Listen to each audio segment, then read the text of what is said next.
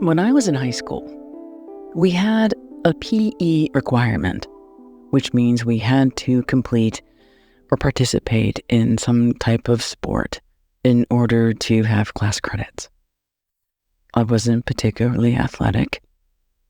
I was kind of goth. In fact, people called me Goth Molly because I look like a goth Molly Ringwald. And so I was offered the option of taking yoga for my PE credit. And I remember it so clearly.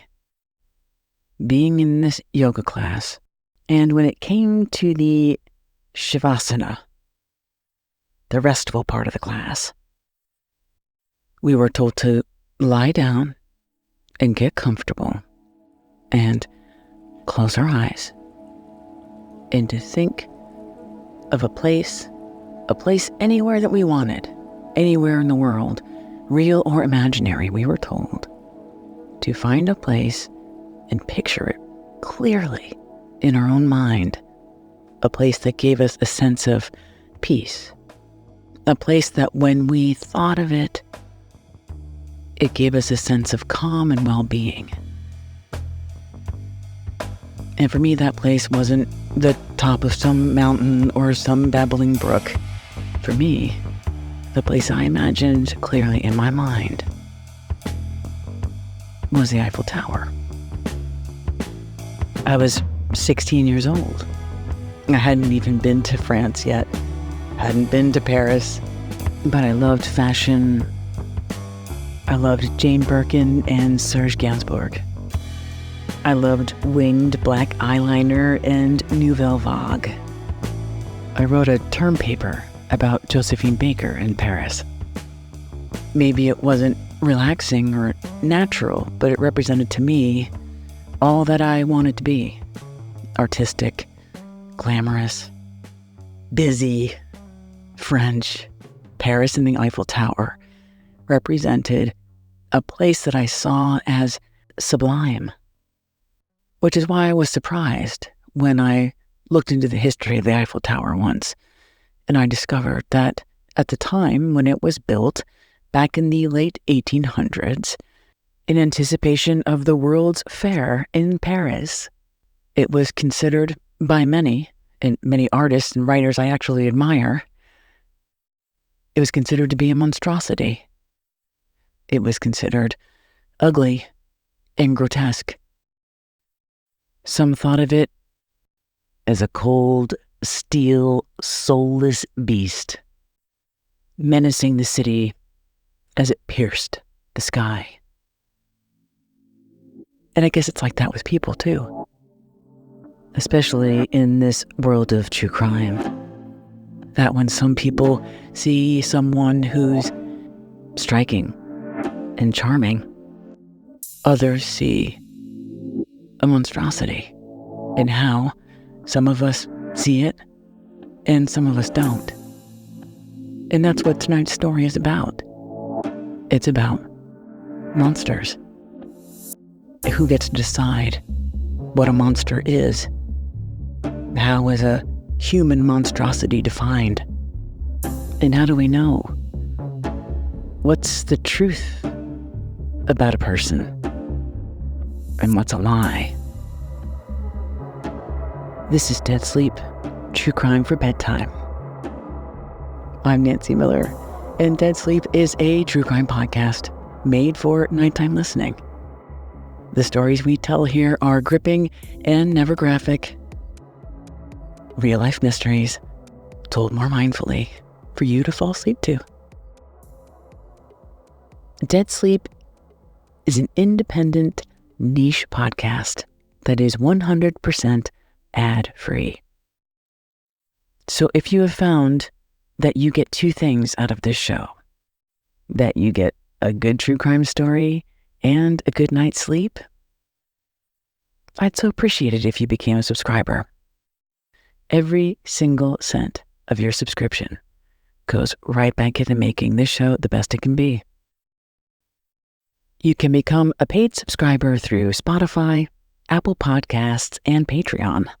there have been some issues with the Apple podcast subscriptions. And so if you are having any issues with those subscriptions, please let me know. You can reach me at deadsleeppodcast@gmail.com. But don't think about that right now. Now it's time to settle in to the Dead Sleep private jet as we cruise into the evening across continents, wherever you are, and we head to Paris, France, for this episode about a man who made an entire career out of unmasking monsters until it was discovered he was hiding his own dark demons.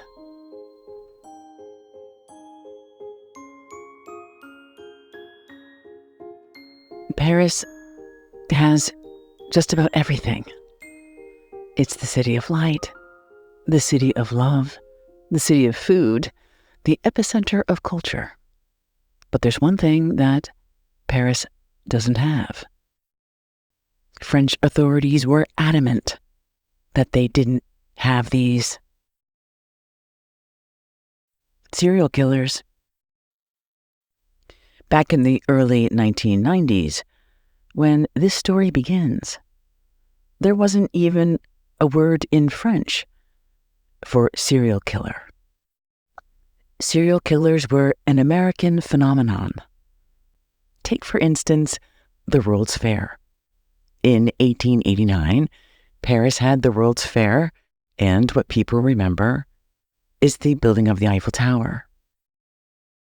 4 years later, Chicago had a World's Fair, and what people remember is H.H. Holmes, one of America's first serial killers featured in Devil in the White City.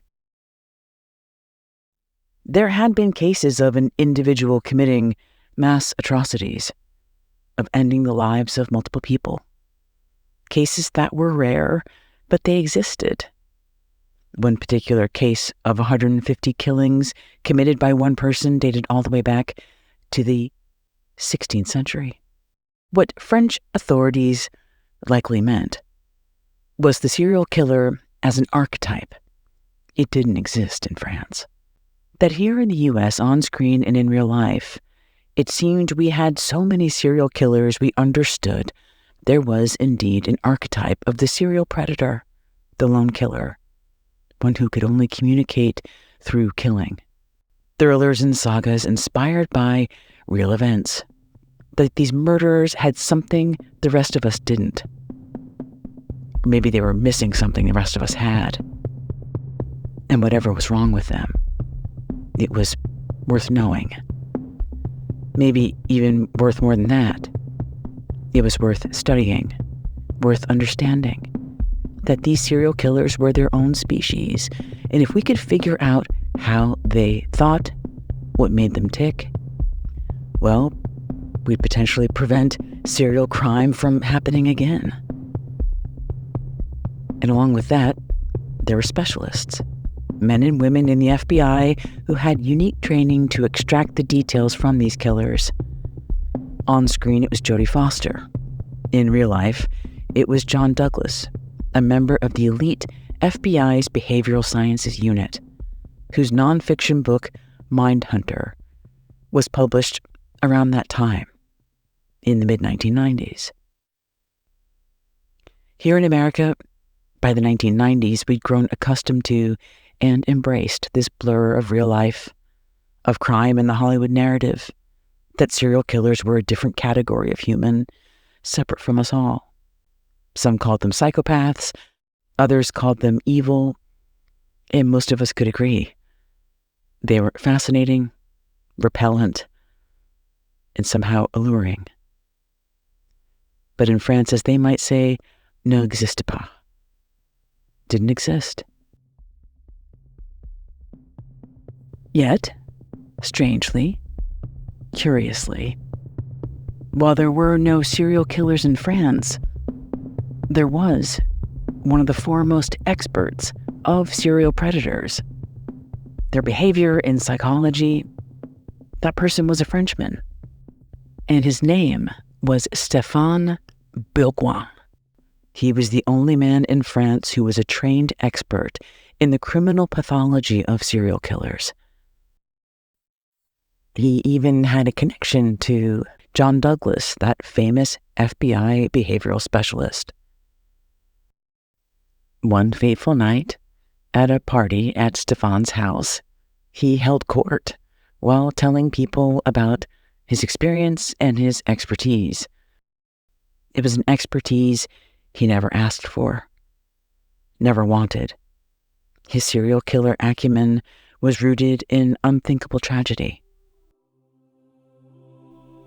It was the summer of 1976, the bicentennial year of the United States, celebrating 200 years of this country and our existence as a democratic republic. It was a big deal. Johnny Cash served as the Grand Marshal of the U.S. Bicentennial Parade. The event was attended by Queen Elizabeth II and Prince Philip. It was an iconic moment for America, and an indelible, life-changing one for Stefan. Back then, Stefan was a young man, in his 20s. He'd met and married an American woman named Eileen. He and Eileen lived together in Los Angeles, California, and their life was just beginning. Then, Stefan recounted to his friends at that dinner party that one night he came home to find his young wife, Eileen, dead in their Los Angeles apartment. What happened to her? It was violent and violating. And for Stefan at that time, it was unlike anything he'd ever seen or heard before. The guests at that dinner party were stunned. Even more surprising was Stefan's account. It's widely understood that families of murder victims want to focus on the person, when they were alive, who they were, how to remember them. Typically, they don't want to focus on the incident or those horrific details. And yet, Stefan seemed capable of describing everything that happened to Eileen in graphic detail. But those details, they helped underscore the depravity of what had happened. Stefan would agonize those subsequent days, months, years, as his wife's killer roamed free. Then, 2 years after her murder, authorities apprehended their suspect. And during the interrogation of that suspect, the man confessed to killing more women. That revelation, his wife was just one victim of a serial killer, would lead to a shocking twist in Stefan's own life. When a police officer who worked Eileen's murder case introduced Stefan to someone connected to the FBI. And this FBI contact led to an unprecedented opportunity. Stefan, who was a high school dropout from France and had never served in the military or with authorities, he was invited to FBI offices in Quantico, Virginia, to an exclusive group within the FBI, a criminal profiler unit, one that specialized in exploring the minds of the most violent and twisted criminals in the United States. Stefan hadn't planned this career for himself, but his expertise would prove essential. His wife was killed in 1976 by a serial killer, and over the next several years, there would be many, many more. From Charles Manson to the son of Sam. At the party that night was a young TV producer we'll call Carol Kay, who listened gobsmacked at Stefan's expertise. His whole story was riveting and redemptive. She knew what she needed to do. She 100% had to make a documentary about Stefan. Stefan was exceptional. He was one of a kind, and one of their own. When the documentary got the green light, Carol was thrilled. She imagined this would be a groundbreaking look into the minds of monsters. In reality, things didn't go as planned.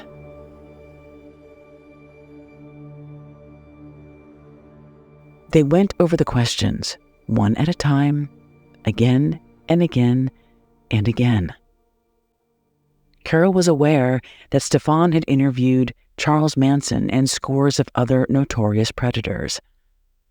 But for this documentary, they arranged to film Stefan interviewing 2 serial killers specifically. 2 men who were serving out multiple life sentences in a Florida state prison for multiple murders.